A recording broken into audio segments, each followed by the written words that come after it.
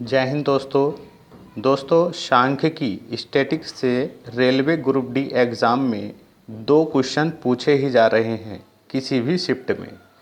यदि आप भी रेलवे ग्रुप डी एग्ज़ाम देने जा रहे हैं तो ये वीडियो काफ़ी महत्वपूर्ण है, क्योंकि इसमें हमने जितने भी क्वेश्चन रेलवे के पूछे जा रहे हैं उन सभी फार्मूलों को और उनके एग्जाम्पल मतलब एक क्वेश्चनों को हमने इस वीडियो में रखा है।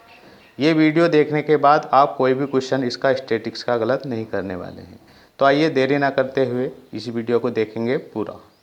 आपको वीडियो पूरा ज़रूर देखना है, कोई भी क्वेश्चन आपका गलत नहीं होने वाला है। और हमारे चैनल को सब्सक्राइब कर लेना है ताकि इसी टाइप की वीडियो आपको मिल सके। देखिए क्वेश्चन पूछा जा रहा है रेलवे ग्रुप डी में इस बार कि विचरण या प्रसरण बराबर क्या होता है मानक विचलन का स्क्वायर। तो इस फार्मूले पर भी क्वेश्चन पूछा जा रहा है। कभी कभी आपको प्रसरण दिया होगा तो मानक विचलन पूछ लेगा, या कभी मानक विचलन दे रखा होगा तो विचरण पूछ लेगा। तो देखिए विचरण और प्रसरण बात एक ही है। तो फार्मूला जो होता है वो प्रसरण बराबर मानक विचलन को हम सिग्मा से दिखाते हैं, तो सिग्मा स्क्वायर। तो आपको ये फार्मूला याद कर लेना है। प्रसरण कहे या विचरण कहे वो क्या होता है, सिग्मा का स्क्वायर होता है। सिग्मा क्या होता है, मानक विचलन होता है। देखिए या आप ये भी कह सकते हैं ये स्क्वायर हटाएंगे तो इधर क्या चढ़ जाएगा, अंडर रूट चढ़ जाएगा। तो क्या होता है, मानक विचलन बराबर क्या होता है, अंडर रूट प्रसरण। अब इन तीनों ये फार्मूलों की सहायता से कोई भी इस टाइप का क्वेश्चन कर सकते हैं। हमने इसका एग्जाम्पल भी लिया है जो परीक्षा में पूछा जा रहा है।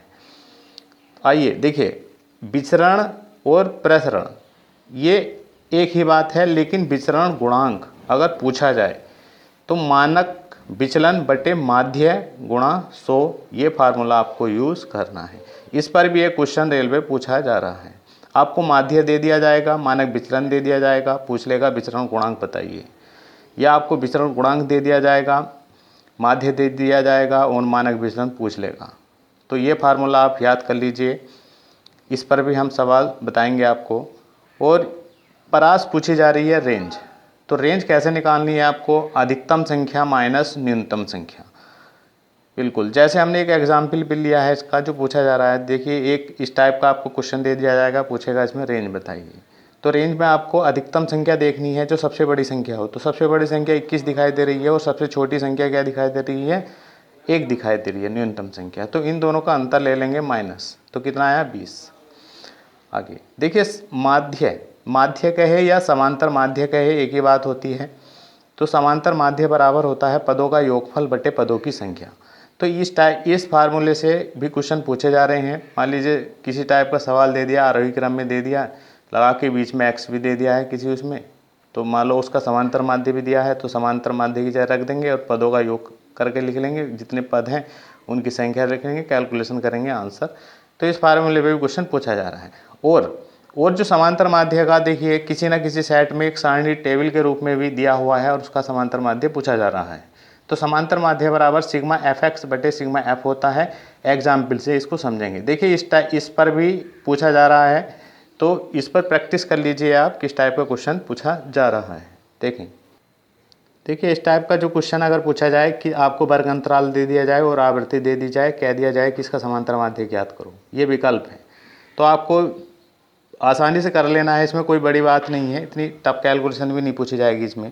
देखिए वर्ग अंतराल दिया होगा और आवृत्ति दी होगी। जब आवृत्ति आपको दी हो उसको तो f मानेंगे आप, और वर्ग अंतराल के रूप इस टाइप का बना लेंगे, आवृत्ति इस टाइप से लिख लेंगे। जो वर्ग अंतराल होता है उसका फिर हमें मध्यमान निकालना होता है। मध्यमान कैसे निकालते हैं, इन दोनों संख्याओं को जोड़कर उसका आधा कर देते हैं। तो 4 में कोई 0 जोड़ेंगे तो 4 रहेगा और उसका आधा करेंगे तो 2 हो जाएगा, मतलब 2 से भाग करनी है। 8 4 12 का आधा कितना हो गया, 6। 12 और 8 20, 20 का आधा कितना हो गया, 10। और 12 और 16 28 का आधा कितना हो गया, 14। फिर हमें क्या करना है, एफ एक्स करना है, मतलब एफ की और एक्स की गुणा करनी है। तो ये जो मध्य मान आता है इसको हम एक्स मान लेते हैं और इन दोनों की आपस में गुणा करके यहाँ लिखते हैं। तो हमने गुणा, तो 4 दूनी 8, 8 छंग 48, 10 दूनी 20 और 14 का ना 14। तो हम फिर क्या करेंगे, सिग्मा एफ निकालेंगे। तो सिग्मा का मतलब होता है जोड़, तो इनको हम जोड़ लेंगे तो सिग्मा एफ आ जाएगा 15। इसको हम जोड़ लेंगे सिग्मा एफ एक्स, मतलब जो एफ एक्स गुणा करा हमने इनको सबको जोड़ लेंगे, सिग्मा का मतलब जोड़ होता है, तो ये क्या आ गया 90। फार्मूला लगा देंगे समांतर माध्य बराबर सिग्मा एफ एक्स बटे सिग्मा एफ, 90/15, 15 छक्का 90, तो आंसर क्या आ जाएगा इसका, ये 6 आ जाएगा। तो इस टाइप का क्वेश्चन भी रेलवे ग्रुप डी में पूछा जा रहा है। फिर आता है माध्यिका। देखिए माध्यिका कहे या माध्यक कहे, देखिए एक ही बात होती है, माध्यिका कहे या माध्यक कहे, तो क्या करते हैं इसमें, जो भी आंकड़ा आपको दिया गया हो उसे आरोही क्रम में लिखना है। सबसे पहले आरोही क्रम में लिख लेंगे, फिर उसमें पदों की कितनी संख्या है ये गिन लेंगे। फिर हमें फार्मूले, 2 ही फार्मूले याद होने चाहिए इसमें, कि यदि पदों की संख्या n जो है सम हो, सम आप जानते हैं, वो सॉरी विषम, शुरू में हम विषम देखेंगे। यदि पदों की संख्या n क्या है, विषम है, विषम का मतलब जैसे 3 हो गया, 5 हो गया, 7 हो गया, ठीक है। तो माध्यिका बराबर लगाते हैं n+1/2 बापद, ठीक है। मान लीजिए किसी उसमें ये आपको 7 आंकड़े दिए गए हैं, तो पदों की संख्या होगी 7, आप 7, तो n का मान कितना रखेंगे यहाँ 7, 7 जमा 1/2 बापद, तो क्या कर देंगे, कितना होगा 8, 2 4 बापद, तो गिन लेंगे हम, शुरू से आरोही क्रम में गिनना है, जो आरोही क्रम में लगाएंगे तो वो जो 4वें नंबर पर आएगा वही पद क्या होगा, इसका माध्यिका होगी। यदि पदों की संख्या सम हो, तो सम का मतलब माध्यिका बराबर 1/2 n/2 बापद प्लस n/2 प्लस 1 बापद। तो ये इस पर बहुत ज़्यादा पूछा जा रहा है सवाल ग्रुप डी में, और इस पर भी पूछा जा रहा है। दोनों फार्मूले अच्छे ढंग से याद कर लेंगे, क्वेश्चन लगा लेंगे। देखिए n/2 बापद, तो पदों की संख्या सबसे पहले आरोही क्रम में लिखेंगे, उसके बाद पदों की संख्या गिन लेंगे, देखेंगे कि सम है, सम का मतलब 2 से कटनी चाहिए। मान लीजिए 8 पद हैं, तो क्या है 8 क्या सम है, क्योंकि 2 से कट रहा है, तो 8/2 बापद।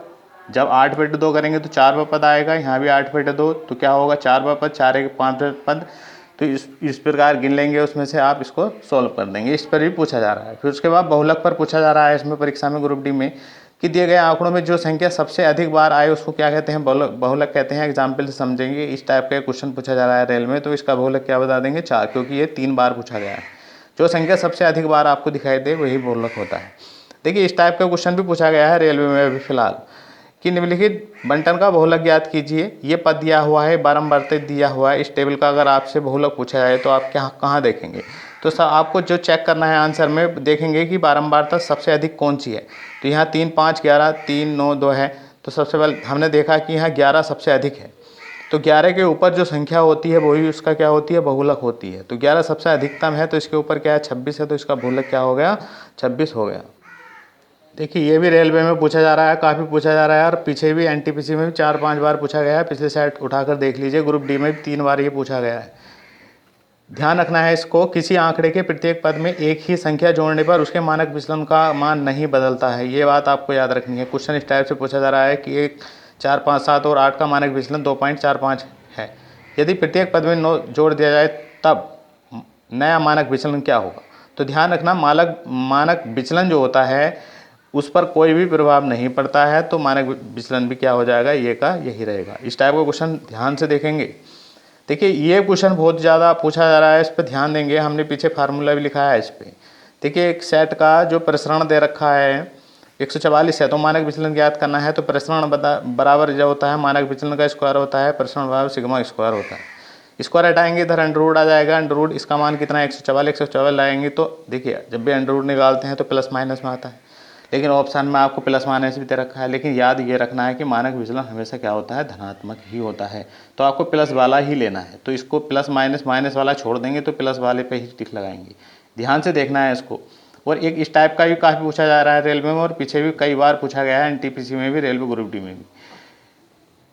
यदि सभी संख्याओं में समान वृद्धि रहने पर समांतर माध्य में भी वही वृद्धि होती है, अर्थात नई श्रेणी का माध्य जो होता है वो पुराना माध्य प्लस जोड़ी गई संख्या होती है। देखिए इस टाइप का भी आप कैलकुलेशन करने की जरूरत नहीं है, डायरेक्ट इसका आंसर लगा देंगे। यदि 10 संख्याओं को समांतर माध्य 35 है और प्रत्येक में 2 जोड़ दिया जाए तो संख्या की नई श्रेणी का माध्य क्या होगा, माध्य या समांतर माध्य। तो अगर इस टाइप का क्वेश्चन आए कि प्रत्येक में जो भी संख्या जोड़ी जाए, 2 जोड़ा जाए, 4 जोड़ा जाए, तो आपको डायरेक्ट उसमें ही जोड़ देना है। तो 35 और 2 37। तो इस टाइप का भी काफ़ी क्वेश्चन पूछा जा रहा है। तो आपको उम्मीद करता हूँ वीडियो पसंद आया होगा। इसी प्रकार की वीडियो देखने के लिए आप हमारे चैनल को सब्सक्राइब कर लीजिए और वीडियो को लाइक कीजिए। इस बार करें आपका रेलवे ग्रुप डी में चयन हो। धन्यवाद।